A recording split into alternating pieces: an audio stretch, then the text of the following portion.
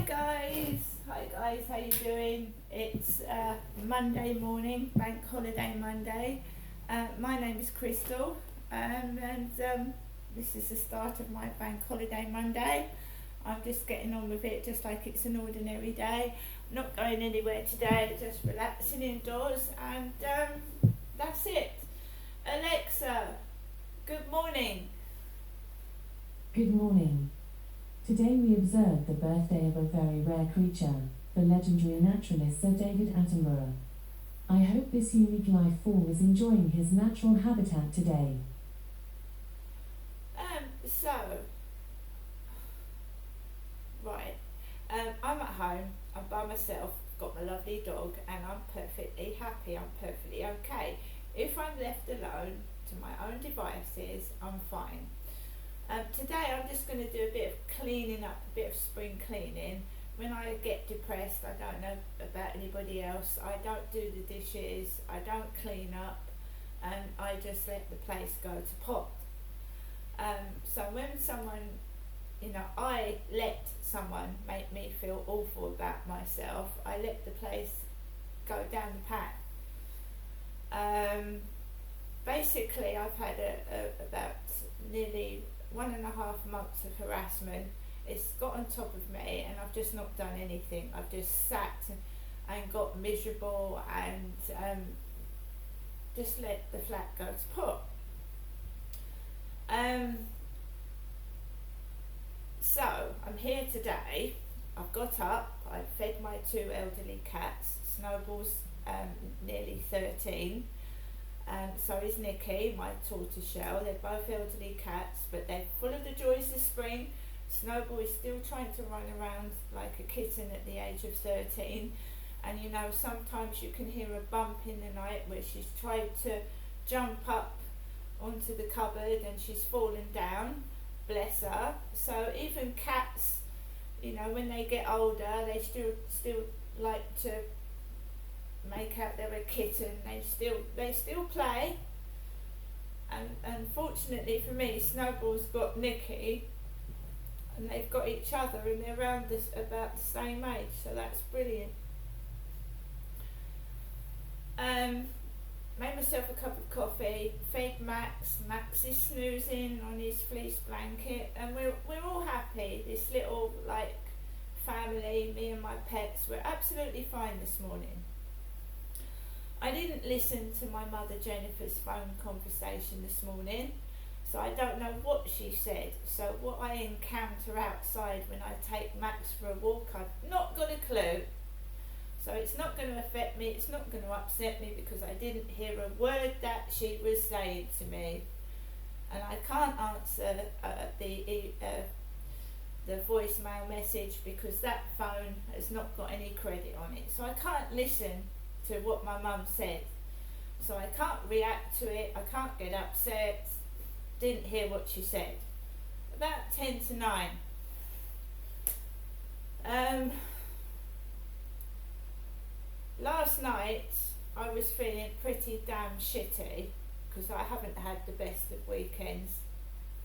Apparently I'm guilty of something, and I don't know what it is, because if you're guilty, you get judged and you're sent to prison. So whatever I'm guilty of, I can't be guilty because I'm still walking the streets, right? You can't witch hunt.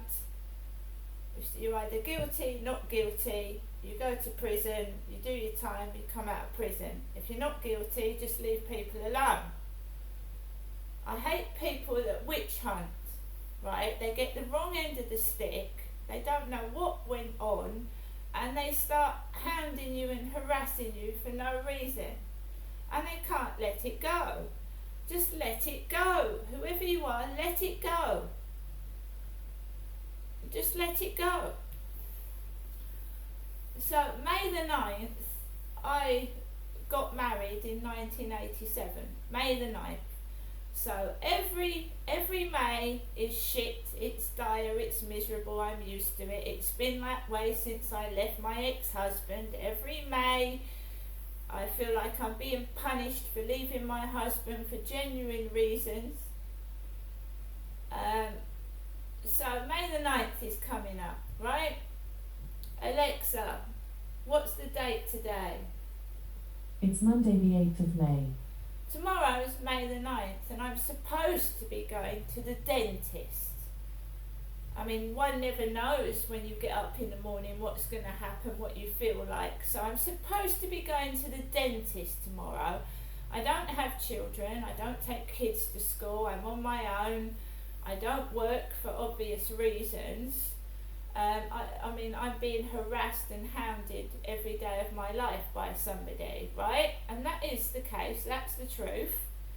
I'm afraid to leave my flat, leave my dog unattended. I don't like to leave my pets unattended for too long. I won't go away and leave them for days.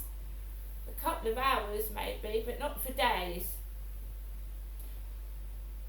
Because in my opinion, we've got a vicious stalker that won't let something go, and I think they are actually trying to do me harm. Right? So I'm keeping safe. So I'm supposed to be going to the dentist on May the 9th, which would have been an anniversary of mine and my ex-husband's marriage. But we broke up in 2008 completely. We got divorced. I don't have a husband. I don't have a boyfriend. And you know, you've just got to let it go. I let it go a long time ago. So, you know, just let it go. Just forget it. I have. You can't keep punishing someone for something that's way in the past. 2008, nearly 20 years ago. I don't know what's going to happen tomorrow, but it's May the 9th and I don't like it because I remember what happened in Gloucestershire or every May the 9th or leading up to it, and I don't like it, and I really don't know what I'm going to do tomorrow either.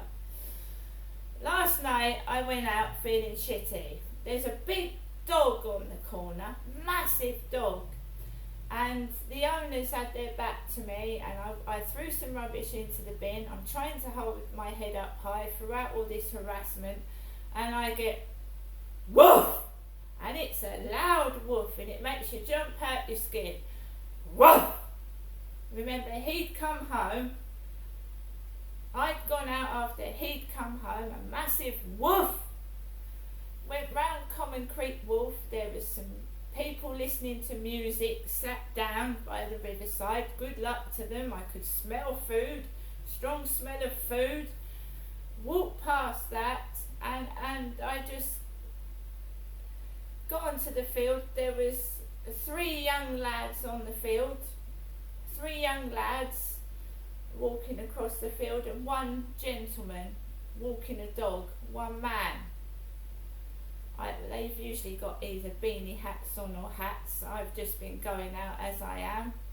I don't want to wear a hot hat in the heat, so I'm just no hats for a while. I didn't wear a hat yesterday. I'm not wearing a hat today. Right? So you know, I'm a woman. I've been harassed. I was threatened by a man. And basically, you know, going outside on my own can be a bit of a nightmare. The police called round yesterday evening, but I know they're not going to do anything. They've not done anything since I was a child, when my father was giving my mum black eyes. They used to come round and blame my mother. And I was a witness. I could see that my dad was walloping my mum. The police don't take witnesses' statements from kids. So the police, to me, have been a joke since I've ever known. Because they'd come out, I'd witnessed my mum being hit by my dad, and they'd blame my mother. And then when I grew up, it happened to me. I suffered domestic violence. Police would come out. Oh, you're so-and-so says that you've been harassing him. You've upset him and he's had a hard day. I suggest you go outside, walk around the block and cool down. When I called the police out, right? So it was a joke yesterday, the police coming out 3 or 4 days after a man savagely verbally abused me for no reason whatsoever. They turn up after the King's coronation, when all the police have been and the expense has been put on the royal family, they come out after it's happened. It's too late. The fingerprints have gone. The guy's fingerprints have long gone. Why did they ask me, has he left his fingerprints anywhere? I mean, why bother asking? So can you see that why I didn't answer the door to the police? I'm disgusted. That day there was fresh fingerprints on the communal door. There was evidence. They wait days afterwards when they're asking me, days after it happened, what happened? I mean, it's ridiculous. But all that expense, all those police, all that security on the royal family, and the police can't be bothered to help common members of the public. Forget it. Forget it. Not interested. I should be contacting the Home Office because I'm not getting. My human rights are being breached. Telling me they're contacting the Home Office. I'll be contacting the Home Office. If I had lots of money, I'd sue the police. I really would sue them for negligence and not doing their job properly and letting paedophiles, alleged rapists, alleged paedophiles harm me and my mother, right? You call the police come out to a domestic violence situation time and time again, and they leave the perpetrator with you. The police leave, obviously the perpetrator gets angry because you've called the police, and then he attacks you again. And that's the police's fault because they don't do anything.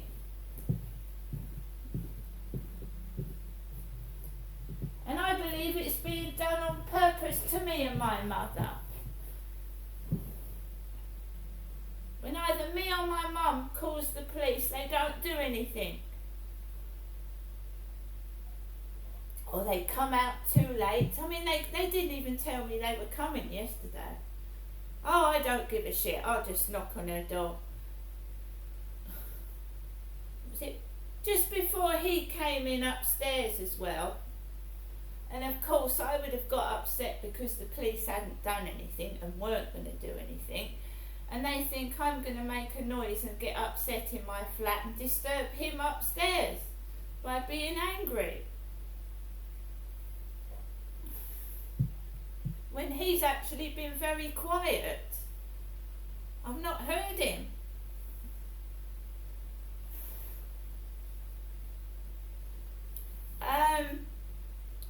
So yeah, I'm not doing anything today. I'm relaxing and I'm resting, and I'll see if I'll go to the dentist tomorrow. But I mean, I've gone to a dentist that's actually extracted 9 of my teeth and has done nothing for me whatsoever. When I went to the dentist, I had more teeth than when I came out. No word of a lie. I mean, do I want to go, do I trust dentists that have pulled half of my teeth out? Is it worth going to a dentist to have a dental examination when all they've done is remove my teeth? I mean, you've got to ask yourself, are these real dentists? Are they fit to do their job?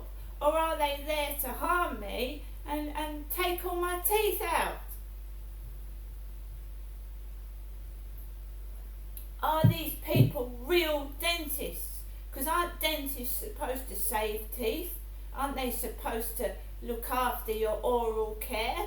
Not pull all your teeth out because it's more it's more cheaper to take teeth out than to keep them and maintain them. You know, I bump into lots of people and their teeth are in a terrible condition. It's not only me.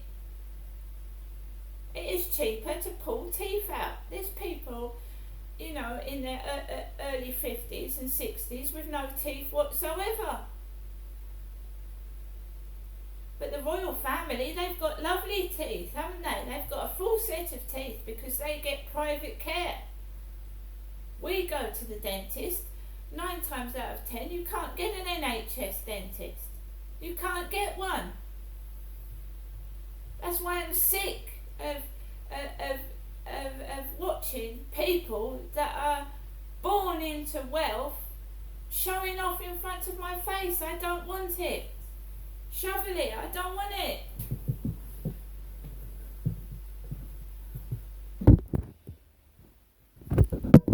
And their children are privileged. The royals' children are privileged. They're privileged. You won't see their children have bad dentistry. When I was a kid, I was sent to backstreet dentists who fucked up my teeth. I am not being part of it anymore. I'm not interested. I don't want it shoved in my face. I've got this, I've got that. Doesn't so-and-so look beautiful? Of course she does. There's so much money, she can have what she wants. You look in magazines, you don't see common or garden ordinary people with their overweight stomachs because we're forced to eat shitty food because it's cheap. We can't eat caviar, salmon and that because we can't afford it. So we look into magazines, oh, there's a beautiful woman, she's stick thin, she's got lovely everything, but that's not what the common person looks like, is it? So we get a distorted image of what a person should look like because we've shoveled with perfection in our faces. And the common person isn't perfect. We have to take what we're given, which is shit. We ain't gonna look like beauty queens. No NHS dentistry, right? You can't get a doctor. And if you do get a doctor, they don't know what they're doing. You get some trainee who fucking fucks up your care because they don't know what they're doing. Get a trainee used on you. A student. If you've got money, you can have a fucking fantastic life. If you've got no money, you're fucked. Simple.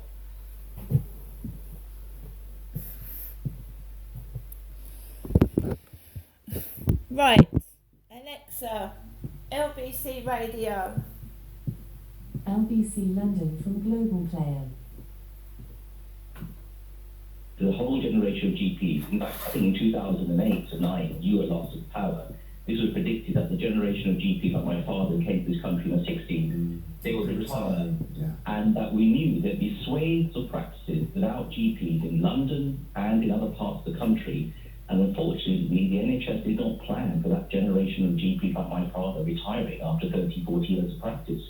And we are now facing the kind of the consequences of the inaction during those last 15 years, unfortunately. What does that mean for you in terms of what you see? What does it mean in terms of how quickly you can see patients? What does it mean in terms of when you do see a patient? You know, how long you've got with them? What does it really mean? So it's interesting you said about how long we've got with them. I think since the pandemic particularly, and I think Camilla also wrote about this yesterday, that the number of problems patients are coming with, which have been stored up in the pandemic, mean that, you know, the old 10-minute appointment, the number of these patients is not enough. You know, a lot of them require double appointments, and our GPs are finding that, there's two bits. They're finding they're getting exhausted, you know, with the complexity of care they have to provide to the patients. And actually, one of the things with having additional roles, the pharmacist, like you mentioned, or the physio, is that those kind of cases that you could get through in 10 minutes, so that you could see a complex case, you might see a whole clinic of complex cases in the morning. So the training that we're providing our GPs is not, and that's something that, you know, when you're around the cabinet table next year, which I'm sure you will be, please tell Web Streeting that the training we're providing the GPs this generation is not enough to deal